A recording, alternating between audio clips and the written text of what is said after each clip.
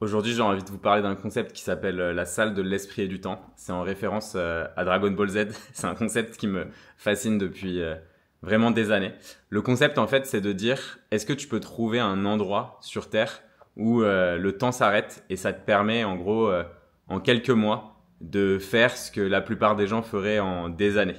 Et le concept dans Dragon Ball Z, du coup, c'est une salle où ils vont s'entraîner. Et eux, dans cette salle, ils ont l'impression de passer plus d'un an. Et en fait, dans le temps réel, il s'est passé uniquement un jour. Ce qui veut dire qu'en un jour, techniquement, ils peuvent devenir super forts. Et je me suis toujours posé la question de savoir si on pouvait recréer ça sur Terre. La réponse, c'est oui. Parce que, évidemment, le temps, comme vous avez déjà dû le voir, ben, en fait, ça varie beaucoup. Mais avant de parler de tout ça, je vais vous montrer un truc qui est quand même assez cool dehors. 2 minutes. C'est magnifique. Il y a du vent. Et regardez ça. Normalement, on a le sunset, mais il y a des nuages. Mais regardez ça derrière là. Oh là là.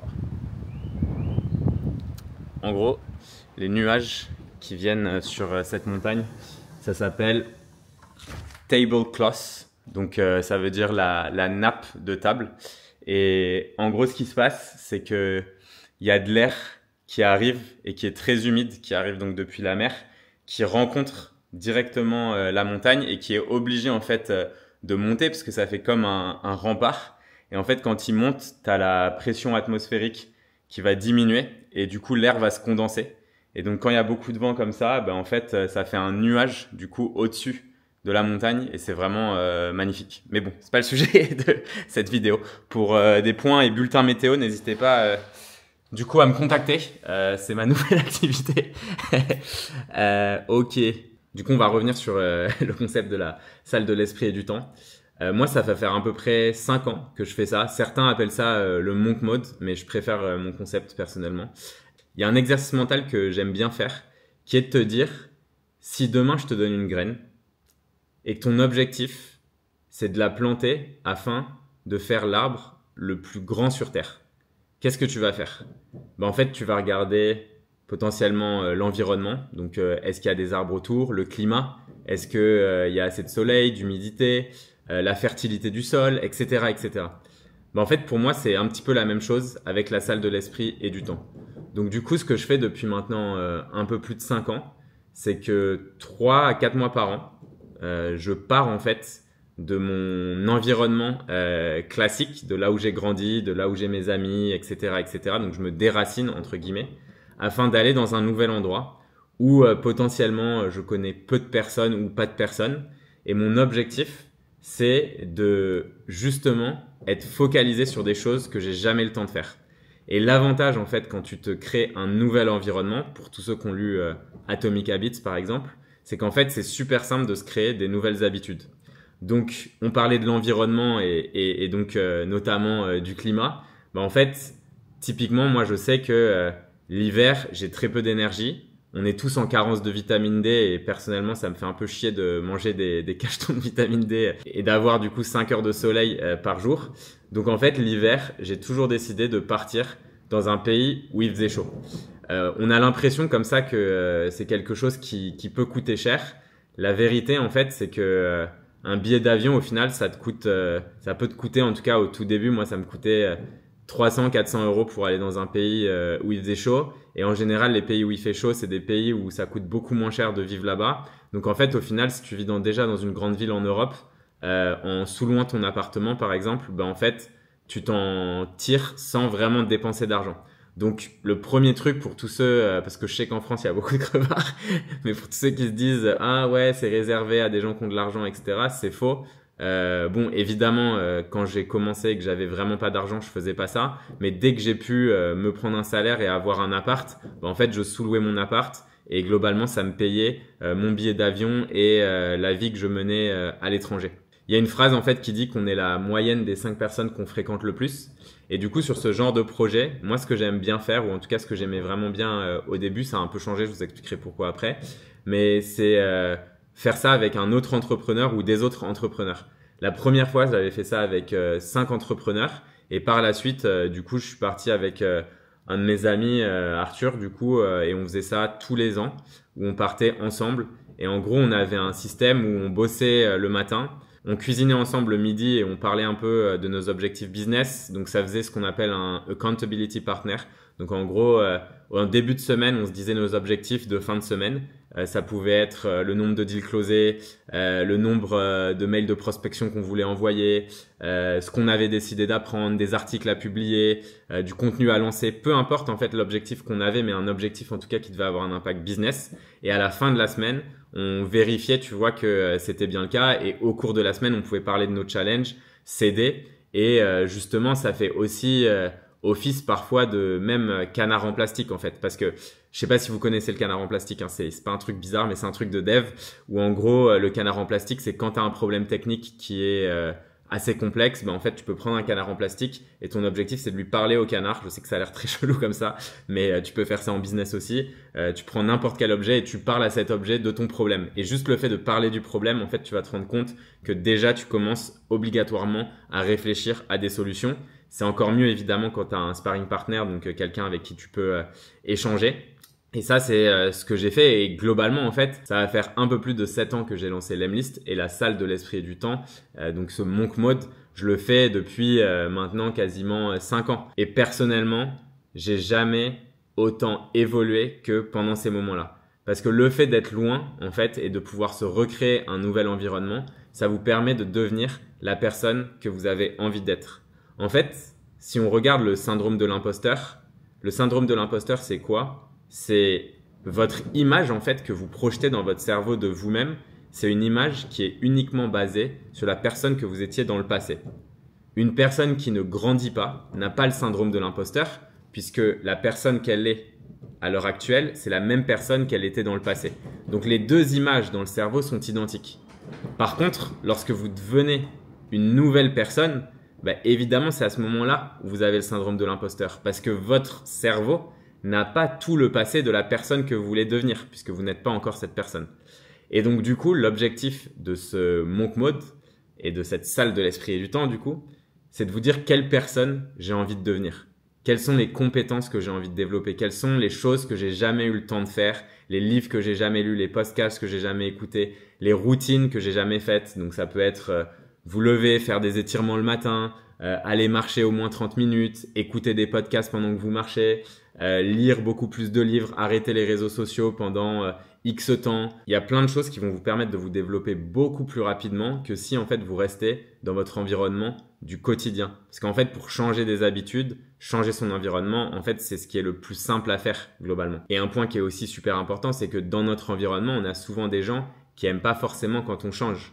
Faut pas oublier en fait que quand tu es entrepreneur et quand tu évolues très rapidement, en fait parfois tu rappelles à des gens que eux ne prennent pas de risques, que eux sont pas en train d'évoluer à la même vitesse et ça parfois en fait ça te tire un peu vers le bas. Et donc d'avoir ces expériences où potentiellement tu vas trouver quelqu'un qui a la même ambition que toi et avec qui tu vas pouvoir partager ça, en fait c'est vraiment génial et c'est le meilleur moyen de se tirer vers le haut. Un truc aussi que j'aime pas mal avec la salle de l'esprit et du temps, c'est que comme tu changes d'environnement, que tu t'isoles un petit peu de ton quotidien, forcément en fait tu vas te retrouver avec beaucoup plus de temps libre que tu n'as dans ta vie de tous les jours. Moi, à chaque fois que je suis parti du coup comme ça à l'étranger, en fait je travaille de l'endroit dans lequel je vis. J'ai pas des déplacements pour aller dans un bureau ou quoi. Je suis ultra focus. J'ai mes habitudes qui sont vraiment réglées. Je me couche beaucoup plus tôt, je me lève beaucoup plus tôt, j'écoute beaucoup plus de podcasts, j'écris beaucoup plus, je crée beaucoup plus. Et il y a toujours une phase qui est super importante. Quand on est isolé, en fait, forcément, à un moment, il y a de l'ennui. Et l'ennui, c'est quelque chose dont les gens ont peur. On a peur de s'ennuyer et c'est pour ça que les réseaux sociaux peuvent parfois être une vraie maladie en fait. C'est que quand les gens s'ennuient, le premier truc qu'ils font, c'est qu'ils vont prendre leur téléphone. Et moi, le premier, je suis pas en train de juger. Et donc, de regarder des reels et d'un coup, t'es comme ça sur ton canapé, tu te fais chier et en fait, tu prends ton tel. Et en fait, il s'est passé 1h30 et tu t'es fait un tunnel de reels sur Instagram ou de TikTok ou de YouTube Short. Et ça, en fait, c'est terrible pour notre cerveau. Parce que notre cerveau, il a besoin de s'évader, il a besoin de penser. Et donc, du coup, il faut vraiment accepter l'ennui. Et l'ennui, en fait, c'est ce qui va forcer ton cerveau à être plus créatif. Et moi, je sais que la plupart de mes meilleures idées, elles viennent en fait quand je prends de la hauteur comme ça. Parce que je prends de la distance avec le quotidien. j'ai beaucoup plus de temps pour moi. Et donc, du coup, forcément, bah, j'ai des idées de malade. Et je peux aussi me mettre à faire des choses que j'avais totalement abandonnées ou oubliées. Et ça, c'est génial, en fait, de redécouvrir, retester des choses. Donc maintenant, je vais envie de rentrer dans un exemple un peu spécifique. Au fur et à mesure des années, ma vision sur le monk mode, elle a pas mal changé. Au tout départ, j'étais vraiment dans l'exécution pure et dure et c'était une sorte de tunnel en mode machine de guerre et sans aucune distraction parce que ce dont la boîte avait besoin, c'était de l'exécution puisqu'il fallait générer plus de chiffre d'affaires. Donc mon objectif, c'était évidemment donc de recruter des gens, de faire de la prospection commerciale, de closer les plus gros deals, de réfléchir au produit et à l'évolution du produit. Mais donc du coup, ça restait vraiment très dans l'exécution pure et dure. Ça, je dirais que c'était de 500K de revenus récurrents annuels jusqu'à peu près 8 à 10 millions d'ARR. Et par la suite, du coup, ça a un petit peu changé et je me suis plus posé la question, OK, pour passer à l'étape supérieure, donc comment est-ce qu'on va faire pour passer de 10 millions à 100 millions d'ARR? Et là, à ce moment-là, du coup, je me suis posé des questions plus personnelles. Donc, comment est-ce que je fais pour améliorer ma culture business? Comment est-ce que je fais pour rencontrer les personnes les plus talentueuses sur Terre? Comment est-ce que je fais pour mieux déléguer? Comment est-ce que je fais pour recruter les meilleurs talents? Et donc, à chaque fois, en fonction de mes problématiques, je trouve des solutions. Donc, je vais vous donner des exemples très concrets. Si je me pose la question de savoir comment mieux déléguer et mieux gérer mon temps, ben, en fait, je vais trouver des formations potentiellement avec des CEO ou contacter d'autres CEO. Mais parfois, tu peux trouver des bonnes formations avec des gens en fait qui sont passés par là et qui l'ont déjà fait et qui donnent des conseils. Et parfois, moi, en fait, je payais des formations, je sais pas, 2-3 000 balles. Et en gros, évidemment, les formations, tu peux potentiellement déjà tout trouver sur Internet sans payer. Ça, c'est vrai. Moi, ça me faisait juste gagner du temps. Et dans des formations à 2-3 000 balles, globalement, sur peut-être 5-6 heures de cours, tu as peut-être 30 minutes des trucs qui vont me servir, mais ces 30 minutes, elles vont avoir un impact qui est énorme. Et du coup, c'est ces petits raccourcis-là que je prenais et qui m'ont été vachement utiles. Et après, petit à petit, en fait, évidemment, tu te poses la question du coup de la personne que tu as envie de devenir et les sujets sur lesquels tu as envie de plus bosser. Donc typiquement, je suis plus CEO depuis 2 mois maintenant. C'est Charles qui était COO chez nous qui est passé CEO et qui fait un taf monstrueux et excellent. Je pourrais d'ailleurs vous en parler. Je vais faire une vidéo là-dessus sur l'évolution du rôle de CEO et pourquoi j'ai décidé en fait que pour moi c'était plus le bon rôle. De mon côté, je reste encore focus sur la vision, bien évidemment, coacher les personnes qui ont besoin dans l'équipe, aider encore un petit peu sur le marketing. Et là, ce monk mode, en fait, je me suis posé la question, qu'est-ce que j'ai envie de faire? Pour moi, c'est important de redonner aussi à l'écosystème et c'est pour ça que j'ai lancé cette chaîne YouTube en français. Donc, un des objectifs que j'avais pendant ce monk mode pour moi, c'était de lancer cette chaîne, de reprendre à zéro cette création de contenu from scratch. Donc, comme vous avez pu le voir, c'est moi qui fais les thumbnails. Donc, je fais des screenshots de la vidéo et c'est aussi moi, du coup, qui fais le montage, c'est-à-dire quasiment rien. Mais ça me permet, en fait, de m'améliorer parce que quand je monte la vidéo, je vois comment je parle. Je suis pas très habitué à parler en français dans des vidéos. Donc, je sais que je fais beaucoup de fautes, que j'ai des tics de langage qui peuvent être un peu énervants.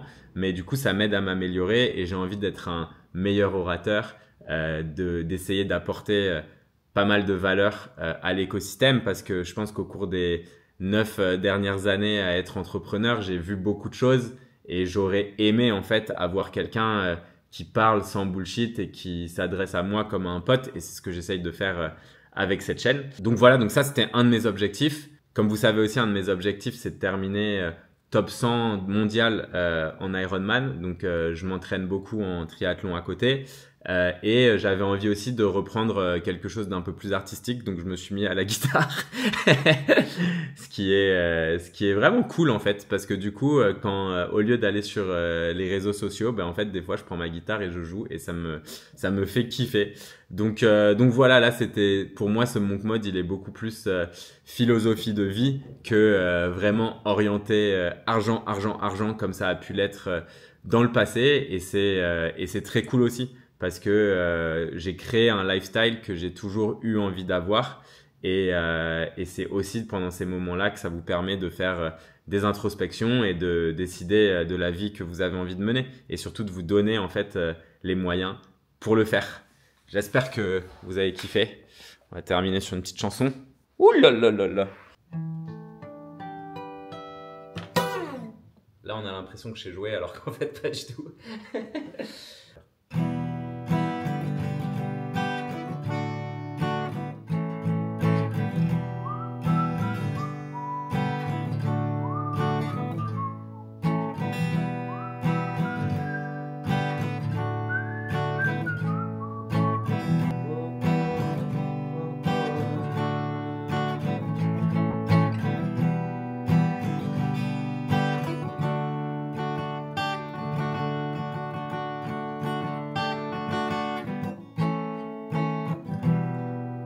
Merci YouTube. Ok, il y a des progrès à faire. J'espère que vous avez kiffé la vidéo. Je vous dis à très vite. Pouh, bisous.